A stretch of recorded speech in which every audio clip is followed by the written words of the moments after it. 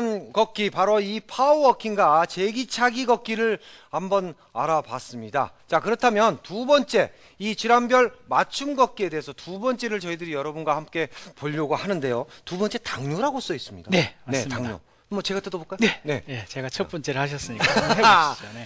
가늘고 길게, 예. 만보 걷기. 네, 뭐 말 그대로 만보 걷는 겁니까? 맞습니다. 하루에 만보를 어떻게 걸어요? 예, 보통 이제 일반인들이 네. 하루에 걷는 게 5,000보 정도 된다고 하는데 평균요. 그렇죠. 근데 그것보다는 훨씬 많이 걸으셔야 됩니다. 음흠. 그래서 이게 가늘고 길게라고 했듯이요. 가늘고 길게 또 사셔야 돼요. 그래서 합비 이렇게 걸으시는 것보다요. 네. 천천히 하셔가지고 네. 시간도 중요하고요. 속도도 중요한데 평상시 걸음걸이보다 약간 천천히 걸으시면 되고요. 네.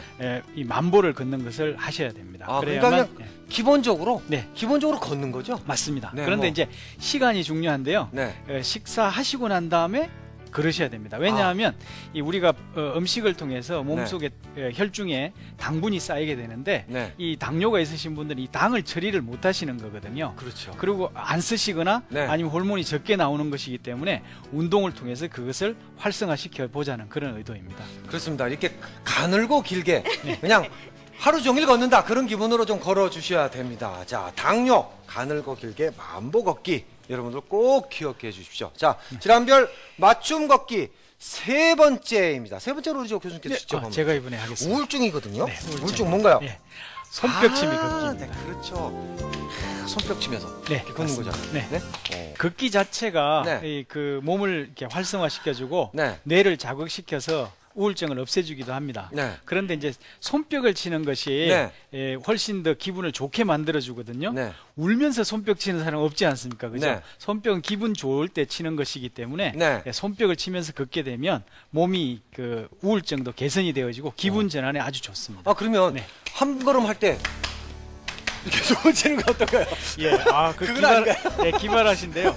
보통은 이렇게? 발걸음의 네. 박자에 맞추시는 게 좋고요. 네. 빨리 걸을 때는 한 걸음에 한 보폭에 하나씩, 네네. 또 아니면 두 걸음에 하나씩 이런 식으로 오. 하시면 되고, 네. 예, 이제 그 모양도 앞에서만 하실 수도 있고요. 네. 앞뒤로 하실 수도 있고, 예, 네. 상하도 하실 수도 지금 있고. 그 기억을 이렇게 더듬으면 옆에서 이렇게 옆으로 한 박자씩 이렇게 하는 게 있고요. 네. 앞뒤로. 네. 앞뒤로 했었잖아요, 이렇게 또. 맞습니다. 네. 네. 앞뒤로.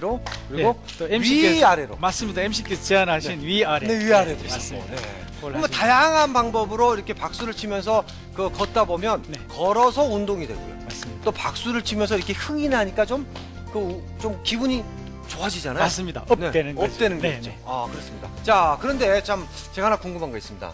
요즘 이제 무더운 여름이잖아요. 네. 이제 여름 걷기. 네. 참 어떻게 보면 좋기도 하지만 또 어떻게 보면 조금 불편할 부분도 있을 네, 것 네. 같거든요. 여름 걷기에 주의할 점.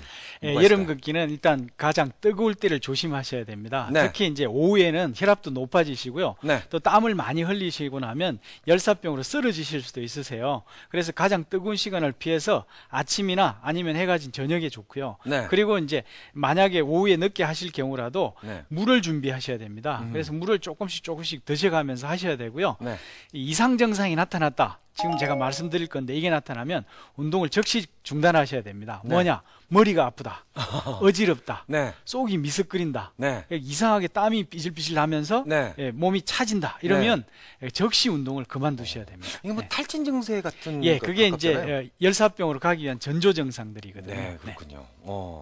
자, 이렇게 질환별 맞춤 걷기, 자, 이렇게 비만, 당뇨, 우울증을 한번 알아봤습니다. 여러분들 다시 한번 보니까 맞아, 이렇게 하는 거야 하고 기억이 나시죠? 꼭 기억하셨다가 여러분이 필요하실 때 이렇게 좀 대처를 하시면서 운동을 하시면 좋을 것 같습니다. 이 세 동작 한꺼번에 같이 한번 우리가 화면을 통해서 보게 되는데요.